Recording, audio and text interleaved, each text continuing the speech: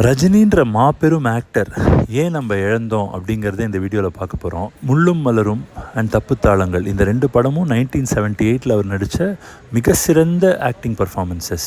அதுக்கப்புறம் ஒரு commercial hero ஆனப்புறம் கூட 6லிருந்து 60 வரையில் ஒரு ஆளுடைய எவல்யூஷன் த்ரூ த ஏஜஸ் அது பியூட்டிஃபுல்லாக காமிச்சிருப்பார் ரஜினி. அதுக்கப்புறம் ஜானியில் டபுள் ஆக்ஷனையுமே ரொம்ப சென்சிட்டிவாக போர்ட்ரே பண்ணியிருப்பார்.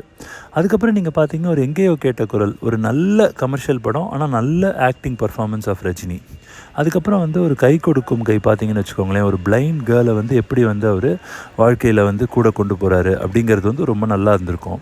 அதுக்கப்புறம் ஒரு புது கவிதையில் ஒரு சென்சிட்டிவ் தீமான ஒரு விடோ ரீமேரேஜ் அந்த மாதிரி ஒரு தீமை ரொம்ப நல்லா காமிச்சிருப்பாங்க. அப்புறம் we had to wait until Thalapathy, very off beat powerful acting performance.